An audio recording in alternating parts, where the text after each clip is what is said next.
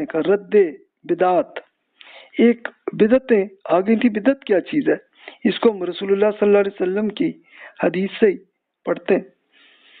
تو آپ نے فرمایا کہ سب سے بہترین بات اللہ کی کتاب ہے، اور سب سے بہترین ہدایت محمد رسول اللہ صلی اللہ علیہ وسلم کی لائی ہوئی ہدایت ہے. بدترین امور دین میں نئی نئی باتیں ہیں، اور ہر نئی بات گمراہی ہے. پھر ایک اور حدیث بخاری میں ہے، تو اس میں فرمایا کہ جس کسی نے ہماری اس دین کے معاملے میں کوئی نئی بات نکالی ہے جو ہم نے نہیں کی ہے، تو اسے رد کیا جائے گا. اب یہ کون سی بات ہے؟ یعنی ایک تو ہے نا کہ آپ نے کوئی دنیاوی سائنس ٹیکنالوجی میں کچھ کیا تو اس میں کوئی نئی چیز آ گئی ہے، تو اس میں تو دین میں کوئی مسئلہ ہی نہیں ہے. لیکن دین میں کوئی ایک نئی چیز ایجاد کر کے دین کے حصے میں داخل کر دینا، یہ بدعت ہے. تو یہ بدعت بہت بڑا جرم ہے جو رسول اللہ صلی اللہ علیہ وسلم نے بتا دیا کہ دین میں تو بس وہی ہے کہ جو اللہ تعالیٰ نے قرآن میں بیان کر دیا، اور رسول اللہ صلی اللہ علیہ وسلم نے اپنے پریکٹیکلی اس کو کر کے سنت کی شکل میں وہ کر دیا. That's it. اس کے بعد مزید جو کچھ بھی ہے تو وہ دین نہیں ہے. لیکن ہوا یہ کہ کئی لوگوں نے دین میں نئی نئی چیزیں، نئے نئے آئیڈیاز شامل کیے. تو یہ آپ نے فلسفہ میں بھی پڑھا، تصوف میں بھی پڑھا، اور کئی مختلف فرقوں کے اندر بھی یہ معاملات تھے. تو یہ معاملہ تھا، تو اس کو پھر رد کرنے کے لیے، تاکہ لوگوں کو پتہ چل جائے کہ یہ غلطی ہے، یہ کوئی دین کا حکم نہیں ہے، تو اس کے لیے کچھ اسکالرز نے بڑا کام کیا. سب سے بڑے صوفیاء کے اندر عبد القادر جیلانی صاحب ہیں، انہوں نے کیا. انہوں نے رہبانیت اور بدعت کی بڑی تنقیدیں انہوں نے کی. ابن جوزی ایک اسکالر ہیں، 597 ہجری میں فوت ہوئے ہیں. ان کی ایک بک ہے تلبیس ابلیس. تلبیس ابلیس کا مطلب ہے کہ شیطان کا فراڈ جو ہم پہ کرتے ہیں. تو اور پھر جعلی حدیث پہ بڑی شاندار قسم کی تنقید انہوں نے کی الموضوعات میں. اچھا، پھر ایک صلاح الدین ایوبی جنہوں نے پوری یورپ کی نے جتنی فلسطین میں قبضہ کیا ہوا تھا، ان سب کو انہوں نے نکالا تھا. اور پھر اسی طرح انہوں نے یہ بھی کیا کہ فاطمہ خلافت جو ایجپٹ میں وہ بن گئی تھی تو اس کو بھی ختم کیا تھا. تو انہوں نے جامعۃ الازہر یونیورسٹی جو ایجپٹ میں ہے، القاہرہ میں، اس میں انہوں نے ایجوکیشن کی جتنی غلطیاں تھیں اس کو صلاح الدین ایوبی نے پھر ٹھیک کر کے کیا کہ بھی نہیں بھی یہ صحیح طریقے سے ایسے پڑھائیں، یہ چیزیں آپ قرآن کی اور سنت کی پڑھائیں. اسی طرح ایک اسکالر عز الدین، یہ 660 ہجری میں فوت ہوئے ہیں. انہوں نے بدعات کی پوری وضاحت کی ہے کہ یہ چیزیں نئے نئے اضافے دین میں اضافے کیے گئے ہیں، اس کو روکیں، اس کو چھوڑ دینا چاہیے. تو لوگوں میں ظاہر ہے انسان بدعت کے لیے یہی کر سکتا ہے نا کہ وہ کسی کو زبردستی تو نہیں نیکی کی طرف کر سکتا، لیکن ان کو بتا دینا چاہیے کہ جناب دین کا یہ کوئی کام نہیں ہے. اس کے لیے اب صوفیاء کے اندر تو بہت ساری بدعات، نئے نئے طریقے انہوں نے ایجاد کر لیے تھے. تو خود صوفیاء کے بڑے اسکالر عبد القادر جیلانی صاحب نے بہت تفصیل سے انہوں نے اس میں کیا ہوا.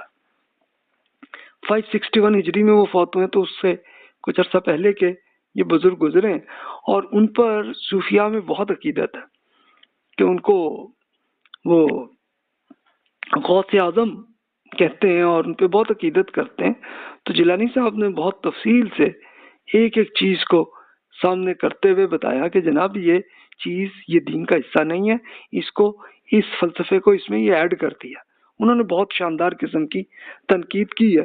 اب انفارچونیٹلی مجھے ان کی اپنی انہوں نے جو بکس لکھی تو وہ سامنے تو نہیں ہے میرے پاس، لیکن میں نے کچھ اور اسکالرز جنہوں نے جیلانی صاحب کی بکس کو پڑھا تھا تو انہوں نے اس کا تفصیل کی ہے، تو میں نے بھی اپنی بک میں وہ ایڈ کر لیا. تو آپ وہ پڑھ سکتے ہیں کہ انہوں نے کس طرح سے بدعت کو ختم کرنے کی ایک بہت کاوش انہوں نے اپنے زمانے میں کی.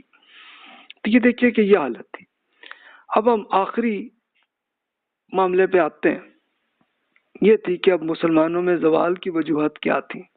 اسپیشلی یہ 300 ہجری سے 1342 تک میں ہم زوال میں رہیں، اور اس میں اب دیکھیے کہ عیسوی کیلنڈر میں 913 to 1924. یعنی سوال تو وہی آتا ہے نا کہ مسلمانوں میں زوال کیوں آیا، تو اس کا جواب ہے سب سے پہلے تو ہم پولیٹکس معاملات پہ آتے ہیں، تو اللہ تعالیٰ نے قرآن مجید میں حکم دیا ہوا ہے امرہم شورا بینہم، کہ کھلی آزاد گفتگو کے ساتھ فیصلہ کریں.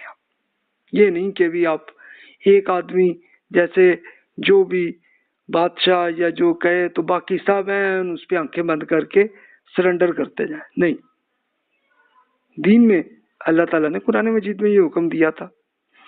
تو آپ دیکھتے ہیں کہ رسول اللہ صلی اللہ علیہ وسلم اور خلفائے راشدین رضی اللہ عنہم کے حکومت میں امرہم شورا بینہم پہ 100% اس پہ عمل تھا. 11 to 60 ہجری کا ٹائم تھا، اور اس کے لیے بہت سی مثالیں میں آپ کے سامنے عرض کر چکا کہ جیسے ہم سے صحابہ کرام رضی اللہ عنہم کی زمانے کی معاملات کی، تو اس کے لیے پورا میتھڈالوجی انہوں نے کی ہوئی تھی. مثال کے طور پر کہ اگر خلیفہ نے جیسے عمر رضی اللہ عنہ یا ابو بکر رضی اللہ عنہ نے کوئی ایک چیز بیان کرنی ہے، تو وہ پوری قوم کو این جمعے کے ٹائم وہ پورا باقاعدہ بتاتے تھے. اسی طرح حج میں مختلف علاقے کے لوگ آتے تھے، ان کو بتا رہے ہوتے تھے، اور لوگ پھر بھی ان سے انڈیپینڈنٹ اختلاف کرتے تھے کہ نہیں جناب اس میں یہ غلطی، اس میں یہ چیز ایسے ہونی چاہیے.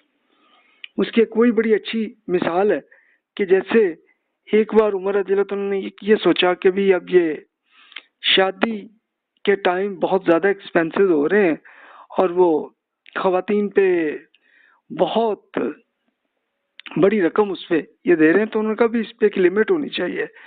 تو این جمعے کے خطبے میں اپنے یہ فرمایا، تو ایک خاتون جو نماز میں وہ تھیں تو انہوں نے فوراً کھڑی ہو کے انہوں نے کہا کہ بھی آپ کو کیسے یہ حق حاصل ہے کہ آپ یہ لمٹ لگائیں، جب رسول اللہ صلی اللہ علیہ وسلم نے ایسی کوئی لمٹ نہیں کی.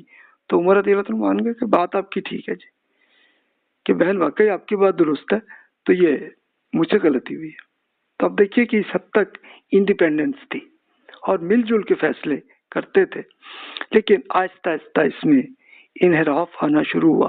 اب بنو امیہ کی حکومت جب بنی ہے تو تب بھی امرہم شورا بینہم پہ کسی حد تک عمل ہوتا تھا، لیکن کم ہو گیا تھا، جس کو اب میں یہ کہوں گا 70 to 80% کہہ لیں. یہ 61 to 113 ہجری کا ٹائم ہے. یعنی ایک مین تو یہ ہوا کہ حکمران کی سلیکشن کا سلسلہ ختم ہو گیا، اور اس کی جگہ یہ ہو گیا کہ عبد الملک بن مروان صاحب نے اس کو بادشاہت بنا دیا. یعنی اب وہ اور ان کی نسل در نسل ہی حکومت رہے گی، وہی خلیفہ ہوں گے. اب یہ ایک چیز بدعت یہ تھی نا، تو اس کو انہوں نے کر دیا اور پھر اس کے بعد یہ بادشاہت ہی بنی. اچھا، پھر بنو امیہ کی حکومت اس لیے ختم ہوئی کہ وہ آپس میں شہزادے آپس میں لڑنے لگے تھے اور ان کی اپنی طاقت رک گئی تھی. تو اب وہ ایک نئی حکومت بن گئی. وہ بنو عباس نے ایک اپنی پوری پارٹی کر کے اور پورا پروپیگنڈا کر کے انہوں نے جب یہ حکومت بنا لی تھی، بنو امیہ کو سب کو ان کی جو بھی لوگ تھے امپورٹنٹ ان کو مارا گیا. تو بنو عباس کی حکومت بنی تھی یہ 132 ہجری میں. تو تب 132 to 218 ہجری تک بنو عباس کی حکومت بنی. تو تب ان کی امرہم شورا بینہم پہ کم ہوا عمل، یعنی 50 to 70% کہہ رہے ہیں. یعنی کچھ ہوتے تھے اچھے حکمران بھی ہوئے تو چلو انہوں نے امرہم شورا بینہم پہ عمل کیا، کچھ نے نہیں کیا. تو یہ صورت آتی ہے. اس کی ایک ایگزامپل وہی آپ دیکھ لیں کہ جیسے احمد بن حنبل رحمۃ اللہ علیہ کو محض فلسفے کے آئیڈیا پہ، ان سے اختلاف پہ ان کو کتنا مارا گیا تھا، اور اسی ٹائم کے کچھ اور اسکالرس کو حکومت نے قتل کیا تھا. اس حد تک یہ حرکتیں ہوئی. اس کے بعد پھر 218 ہجری سے آنورڈ تو پھر امرہم شورا بینہم کو اور کم کر کے، جو صحابہ کرام کے زمانے میں 100% تھا، اب اس کو کم کر کے 10 to 50% کہہ لیں.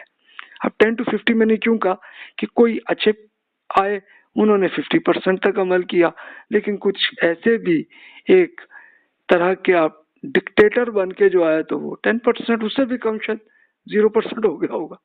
اس حد تک انہوں نے یہ حرکتیں کی. اس کے بعد پھر اگلا ٹائم آپ لے لیں جس کو میں زوال کا پیریڈ کہوں گا، جس کو آپ کہہ سکتے ہیں کہ یہ 656 हिजरी से लेके 1924 ईस्वी कैलेंडर में देख लें या 1342 कह लें हिजरी में, तो उस टाइम में तो फिर वही 10 to 50% ही सूरत रही है, बादशाहत ही रही है। और इवन मजहबी स्कॉलर्स हो गए या सूफिया हो गए, तो सब ने एक बहुत सख्ती से अंडर बना कर रखा है लोगों को, और ये आजकल यही सूरत हाल है। यानी एक एस्टेब्लिशमेंट, फिर आपकी हमारे जमाने में लंगड़ी सी जमहूरियत भी बनी है, तो इसको आप जमहूरियत की सूरत हाल देख लीजिए हम अपने मुल्क में, इसको आप मैच कर लीजिए यूरोप ममालिक की जमहूरियत में, तो क्या फ़र्क है ये आप खुद सर्च कर सकते हैं। हालांकि यूरोप ने एक ये खूबी उनकी आई थी कि उन्होंने अमरुम शुरा बैनहुम को प्रैक्टिकली समझा कि क्या चीज़ है और उन्होंने अमल करवाया। लेकिन है कि 100% वो भी नहीं कर सके, लेकिन चलो रिलेटिवली बेहतर आप कह सकते हैं। तो बहरहाल एक ये हुई, तो फिर रिजल्ट इसका क्या हुआ कि रिजल्ट ये हुआ कि बादशाह की आज़ादी वो रही, लेकिन अवाम में नफसियाती गुलामी आ गई, उनको कोई फिर इंटरेस्ट भी नहीं रहा। अच्छा यार ये है, तो फिर वो बस अपनी पर्सनल जिंदगी तक ही रहे। मिलिट्री और ब्यूरोक्रेट्स में करप्शन बहुत हो गई, ये अभी आपने एग्जांपल्स देख ली जिसको शाह वलीउल्लाह साहब ने बयान किए और गजाली साहब ने मुख्तलिफ टाइम में बयान किए। फिर शफाफियत का खात्मा हो गया कि एक जिस तरह से एक चीज में हर चीज वाजे और नजर आनी चाहिए और इस पे तनकीद भी नजर आए, तो ये भी कम होना हुकूमत के मामले में हुआ कम। और छुपा कर फैसले रखना, यानी जब बादशाह ने एक फैसला करना है तो बस उसके दरबार में जो जो साथी बस उन्होंने ही फैसले करना, ये हरकतें हुई। तो ट्रांसपेरेंसी बिल्कुल खत्म हो गई थी, खत्म तो नहीं मैं कहूंगा, लेकिन कम हो गई, रिलेटिवली कम हुई। प्रोपेगेंडा के जरिए राया में बगावतों को मोटिवेशन करने के लिए इनको कुर्बानी के बकरे बनाने की ये कई पार्टियों ने ये हरकतें की कि जिसने भी बगावत का एक प्लान बनाया तो चलो जी लोगों में जाली हदीसें वो करके और लोगों को जनाब मोटिवेट करके साथ मिलाया, और फिर उन्हीं को आगे कुर्बानी के बकरे के तौर पे उन्हीं को ले जाके वही मरते रहे, और जनाब इनके जो लीडर से वो बादशाह बन जाते थे। तो ये बड़ी मिसालें हैं जिसको मैं कई लेक्चर्स में भी पहले डिस्कस कर चुका। अच्छा, फिर सियासी पार्टियों और शहजादों में आपस में जंगें ये बड़ी रही हैं, और इकोनॉमिक्स इसी की रीजन से तबाह हुई कि एक पार्टी में आया कि चलो जी इनको हटाएं, उसके बजाय हम बादशाह बने, तो वो फिर उसके चक्कर में एक दूसरे से लड़ते रहे, और हर एरिया में ऐसे ही होता रहा। आप उसको इराक में भी नजर आएगा, आपको ताजिकिस्तान अज़बकिस्तान में भी नजर आएगा, ईरान में भी नजर आएगा, और फिर स्पेन और अफ्रीका में भी नजर आएगा। पूरी हिस्ट्री में आपको यही नजर आएगा। तो फिर रियाया में कौम का शौक जो खत्म हो गया, उनमें कोई इंटरेस्ट ही नहीं था। एक आम माकूल आदमी को जब ये नजर आता है इस तरह की ये पूरी बगावतें ये चल रहा है, तो वो अक्सर फिर अपना शहर छोड़ के कहीं दूर चले जाते थे। तो ये हुआ, तो उनका फिर कोई कौम का कोई शौक नहीं रहता था। तो इन सब का फिर रिजल्ट आना शुरू हुआ। अच्छा, दूसरा फिर ये आपस में जो जंगें ये 218 to 1441 हिजरी, यानी आज तक मैं कहूँगा, या ईस्वी कैलेंडर में 833 to 2022 आप देख लें, तब तक मुसलसल यही चल रहा है। तो आपस में एक दूसरे से ही हम मरते हैं, चाहे वो मजहबी फिरका हो, चाहे वो कोई सियासी पार्टी हो, तो यही चल रहा होता। दुनिया परस्ती और बिदात ये बहुत कॉमन रहा। ये एक दीनी मामला हुआ कि हमने अल्लाह ताला के साथ मुलाकात करनी है, तो अल्लाह ताला के लिए हमें एथिक्स के मुताबिक अमल करना चाहिए, तो वो हम नहीं करते, और फिर दीन के अंदर नए नए आइडियाज को ऐड करना, ये उस जमाने में भी हुआ और अब भी हो रहा है। سائنس اور ٹیکنالوجی میں حیثیت نہ رہنا یہ ایک سب سے بڑا ایشو تھا، اور فلسفہ، تصوف اور علم الکلام میں مشغولیت، یہ اسپیشلی اس ٹائم میں، یعنی اب یہ 300 to 656 ہجری میں ہی دیکھ لیں جس کی آپ اسٹڈی کر چکے ہیں، تو تب یہ ہوا تھا کہ جو آدمی فلسفہ میں یا تصوف میں یا علم الکلام کے اسکالر بنے تو وہ ایک ہیرو بن جاتے تھے، اور پھر بادشاہ بھی ان کو بلا کے اپنے اس میں دربار میں شامل کر لیتے تھے، اور وہی ڈسکشن اور وہی مناظرے چلتے تھے، اور وہی ایک دوسرے کے ساتھ اپنی پروموشن کے لیے ایک دوسرے کے ساتھ حرکتیں کرنے لگتے تھے۔ اور سائنس اور ٹیکنالوجی کے جو اسکالر ہوتے تھے تو ان کی کوئی حیثیت نہیں ہوتی تھی، تو پھر اس کا رزلٹ یہی ہونا تھا کہ جتنے ذہین لوگ ہیں وہ سائنس اور ٹیکنالوجی پہ ان کا شوق نہیں رہا، حالانکہ تھا پہلے سٹارٹ میں، یعنی پہلے تو آپ کو یاد ہوگا کہ خالد بن یزید بن معاویہ جو ہیں وہ کیمسٹری کے سب سے بڑے اسپیشلسٹ تھے۔ اب یہ سائنس کی ایگزامپل ہے، انجینئرز بہت اچھے لیول کے وہ بنے، لیکن پھر جتنے ذہین لوگ تھے انہوں نے کہا کہ چھوڑو بھائی اس میں ہماری کوئی اتنی حیثیت ہی نہیں بنتی، تو ان کی موٹیویشن بھی اس طرح سے گرنے لگی، اور وہی لوگ پھر فلسفہ اور تصوف میں ہی اپنی پروموشن کے لیے ادھر آئے۔ تو یہ ساری ہماری ویکنیسز تھیں، تبھی جا کے زوال آنا تھا، اور وہ پریکٹیکلی ایک دم نہیں ہوا۔ اللہ تعالیٰ نے پھر بھی تقریباً ہمیں 600 ایئرز تک، تب بھی ہم سپر پاور رہے، لیکن پھر آخر دوسری قوموں میں ریلیٹیولی بہتر رزلٹ آئے، کہ جیسے یورپ میں سائنس اور ٹیکنالوجی پہ انہوں نے فوکس کیا اور تب لے جا کے وہی سپر پاور بنے، اور ان کے یہاں نفسیاتی غلامی کا خاتمہ ہوا تھا یورپ پہ۔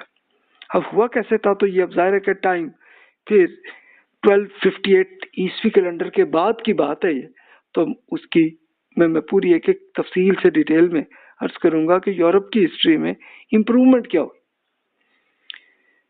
پوپ ادارے کے لیے احتجاج ہوا، اور پھر اس کے لیے ایک علمی آزادی یورپینز میں آ گئی۔ اچھا، دوسری طرف منگول، ان کو دیکھ لیں کہ منگول بڑے اچھے جنگجو تھے، لیکن علمی طور پہ ان کو ذوق نہیں تھا، تو خیر جب وہ آئے اور انہوں نے مسلمانوں کے بہت سارے فتوحات پورے ان کے ملک جو ہیں وہ فتح کرتے چلتے گئے تو انہوں نے کتابوں کا ہی تباہ و برباد کر دیا تھا۔ تو فلسفہ تصوف کا ذوق بہرحال منگولوں میں آیا، لیکن سائنس سے دوری رہی، تو منگول ایمان تو لے آئے تھے اس کے بعد، لیکن ان کا اتنا کوئی خاص شوق نہیں تھا کہ وہ سائنس اور ٹیکنالوجی میں ڈیولپمنٹ کریں۔ اور اصل اس سب کو لے کے ہم اگر فوکس کر لیں تو اصل ریزن یہی تھی کہ قرآن مجید سے ہم نے دوری ہوگی، یعنی قرآن مجید پہ ہم نے پریکٹیکلی عمل کرنا، اس چیز کو ہم نے چھوڑ دیا۔ یہ تو ضرور ہوا کہ ہم لوگ قرآن پاک کو تلاوت کرتے رہے اس کے لیے، لیکن پھر بہت ساری قومیں جن کو عربی نہیں آتی تھی انہوں نے قرآن پاک کا ترجمہ کر کے پڑھنے کی کوشش بھی نہیں کی بھی تو بہت کم لوگوں کو۔ اچھا، اور دوسرا پھر ایک یہ ہوا کہ اس پہ پریکٹیکلی عمل کرنا ہے، پوری قوم کی حیثیت سے یہ حکومت نے کرنی ہوتی ہیں، تو انہوں نے نہیں کیا۔ اس کی ایک سب سے بڑا ہے وہی ایگزامپل جو اوپر میں نے عرض کر دی، امرہم شورا بینہم، اس پہ عمل کرنا چھوڑ دیا، اور پھر at the result of that یہ ہوا کہ اللہ تعالیٰ نے بھی پھر ان کی مدد کو چھوڑ دیا۔ پہلے منگولوں کا حملہ آیا، انہوں نے تباہ کر دیا، پھر منگول ایمان لے آئے۔ یہ اب اگلی ہسٹری میں ہم دیکھیں گے انشاءاللہ کہ کیسے ایمان لائے تھے، اور یہ ہوا سلسلہ، کچھ امپروومنٹ ہوئی، کچھ ہم ایک بار پھر دوبارہ سپر پاور بنے تھے ایک سلطنت عثمانیہ کے زمانے میں۔ اس کی تفصیل میں اگلے لیکچرز میں عرض کروں گا، تو تب لے جا کے آ گیا، لیکن پھر علم کا جب ذوق نہیں آیا تو وہ پیچھے ہو گئے اور یورپ آگے آ گئے۔ تو پھر رزلٹ تو یہ ہونا تھا نا، یہ اس میں کسی کی سازش نہ کہیں، یہ ہماری ویکنیس تھی جس پہ رزلٹ آیا۔ تو انشاءاللہ ہم اگلے لیکچرز میں تفصیل سے اب ہم زوال کے بعد بحالی کی دعوتی اور سیاسی ہسٹری ہم پڑھیں گے۔ یہ 656 ہجری ٹو 1342 ہجری کو ہم تفصیل سے پڑھیں گے. 1258 ٹو 1928 یہ اگلے لیکچرز ہوں گے انشاءاللہ، جس میں ایک ایک تفصیل سے ہم آئیں گے کہ ہمارے ہاں کیا کیا پھر امپروومنٹس آئیں. کہ ایک بار تو زوال آیا کہ جب منگولوں نے حملہ کیا، پھر لیکن امپروومنٹ پھر آ گئی، آئی تو پھر ہم نے کیا کیا. تو یہ اب ہماری مین ٹاپک ہوگا اگلے لیکچرز کی. یہ پورا کرنے کے بعد پھر ہم آخری لیکچرز ہمارے چلیں گے زوال کے اختتام کے بعد بہتری کیا دور جدید، کہ اب ہم ماڈرن پیریڈ میں آ گئے 1924 سے لے کے آج تک. تو وہ ہمارے پھر آخری لیکچرز ہوں گے. تو ابھی اس وقت ہم نے جو اپنے عروج کا پیریڈ ہے اس کو یہ آخر ہو گیا، لیکچر یہاں پہ ختم ہو گیا. تو پھر انشاءاللہ اس کے بعد ہم جب اگلا پیریڈ زوال کا اور پھر دوبارہ ایک ماڈرن پیریڈ پہ ہم پہنچیں گے تو تب ہوگی بات. تو آپ نے اگر شروع سے سنے ہوئے تو یہ حضرت آدم علیہ السلام سے ہم نے شروع کیا تھا اور آتے آتے ہمارا سفر 1258 عیسوی کیلنڈر تک آ گیا. تب آخری رہ گئے ہیں یہ کوئی آلموسٹ آپ کہہ لیجئے کہ تقریباً آپ کہہ لیں 800 سال مزید ہے، بلکہ اس سے ذرا کم ہی کہہ لیں. تو وہ ہیں جس کی ابھی ہم نے اسٹڈی کرنی ہے. جزاک اللہ خیر واحسن الجزا. جو بھی سوال ہے ای میل کر لیجئے. جزاک اللہ. السلام علیکم ورحمۃ اللہ وبرکاتہ.